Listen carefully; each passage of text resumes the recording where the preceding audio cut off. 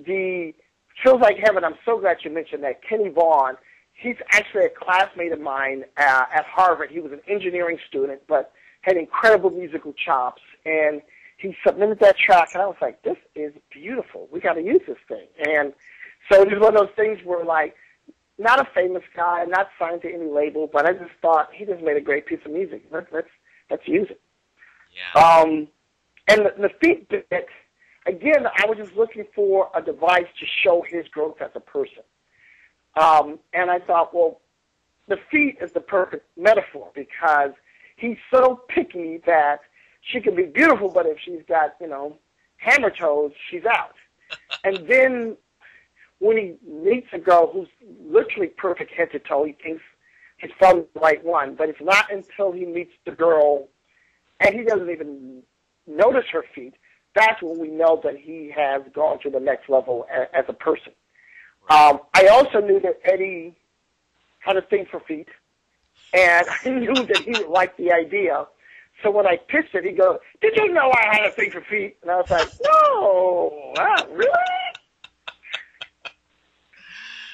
Wow. All right.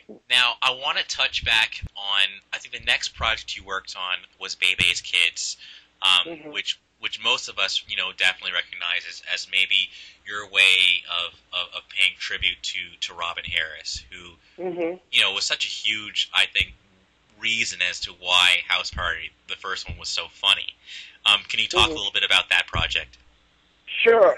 Originally, that was going to be my next movie. I was going to do a live-action version of Bebe's Kids with Robin Harris.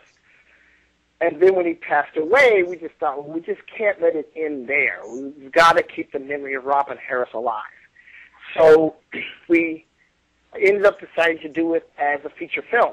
And it ended up being the first African-American animated feature film.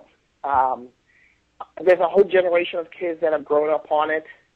I look back on it, and I'm frustrated because I did it to my best of my ability at the time, but now that I have kids of my own, I go, oh, now I know how to make a kids movie.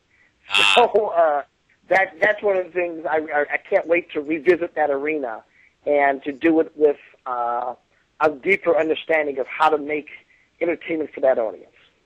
Understood. But at the same time, I'm so glad. I just run into people all the time, people who may have been too young to have seen House Party or Boomerang. But when I mention Bebe's Kids, they just get glassy eyed, like, oh my God, I wouldn't leave for school unless I watched that movie at least once in the morning. My parents hated the movie because I loved it so much. I was like, wow, really? So, okay, glad it worked. Nice.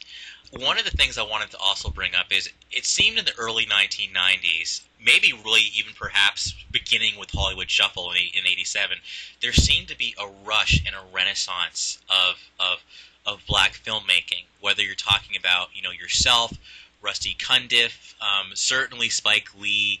I guess, while I have you, on the phone, did you feel like that was happening? And do you think that was a special time that was unique? Or was it all just a coincidence and just happening at once? I'll let you answer that.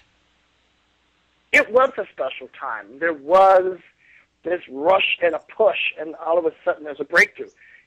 Spike kind of kicked the door open.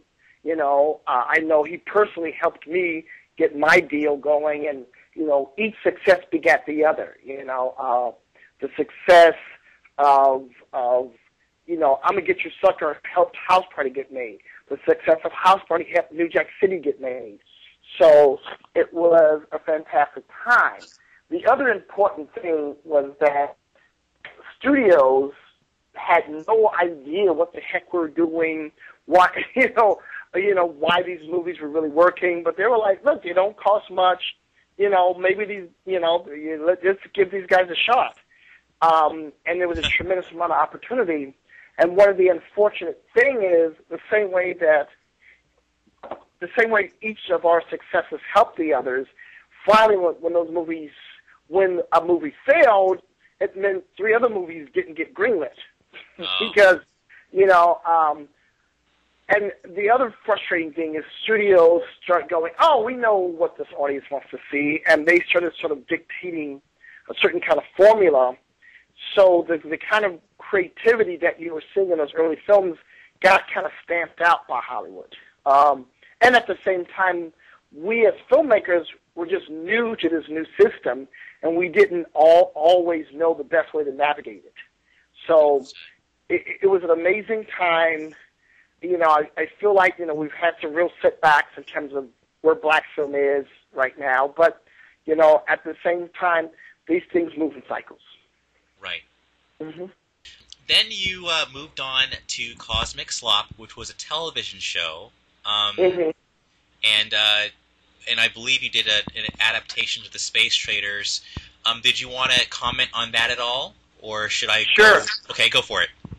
No, I mean, Space Traders, you know, I got the idea of doing a version of Twilight Zone from reading that amazing book by Charles Johnson. I just thought, you know, there's probably a lot of material out there like that. The funny thing is, years later, I was with Quentin Tarantino at an event, and he cursed me out. He was like, how could you take a story as good as Space Traders and make a short film out of it? That's a feature! I know, Quentin. And so, it was great because, I mean, we won a lot of awards for that series, and I certainly want to revisit that science fiction world. I think you see that impulse in me doing Black Panther, and you'll see that in some of the other projects I have coming up. But it was a fun first foray into that world. Fantastic. Now, The Great White Hype, I believe, was the next film. Mm-hmm. How did you get involved? I noticed you were director, but not writing. So I'm curious as to how that marriage came about, and then maybe comment a little bit about the film experience itself.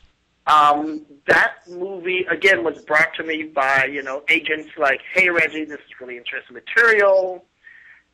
I was intrigued by it, about the kind of the political levels of it, and it didn't fully connect with audiences. But again, there are people who really love the movie because of the messages of it. The studio was stymied about it because they kind of thought it was just going to be this broad comedy, but it actually was more of a socio-political satire. Right. But at the same time, there's so many great relationships that I got out of the film. A lot of my current collaborators came out of working on Great White Hype. You know, from Jamie Foxx, who I still have a great relationship with, Pete Berg, who's gone on to become, you know, a world-class director, to my wife, who I met while working on the show. So, even though Great White Hype did not ultimately, you know, succeed like my other films, I still all great depth to that movie. Going on then, I believe you worked on The Ladies' Man with another Mm-hmm. SNL alum.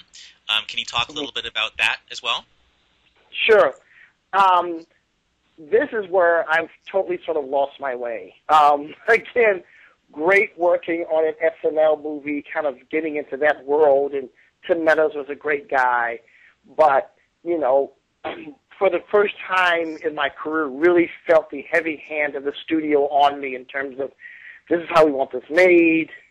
And coming out of the SNL experience where, you know, the director is kind of a functionary and sort of the, you know, writers/producers are driving the bus. And that was a really frustrating experience for me. Again, there are people for whom I'm the ladies' man guy, and they love me for it, so I'm not going to knock it, but, you know, for me, one of the more frustrating work experiences. Okay. And then you seem to have really diversified your experience or what you've been working on. And I'm trying to find a quote from Professor Henry Louis Gates Jr., where he describes you. I think he says something to the effect of you being as to film what Quincy Jones is to music, being a triple threat. Oh, wow. Yeah, a creative force, a businessman, and an entrepreneur. That's being like being called a gentleman and a scholar, I'm sure. But going back, you got into television. I believe you worked on the pilot for Everybody Hates Chris. Still going strong. Yeah.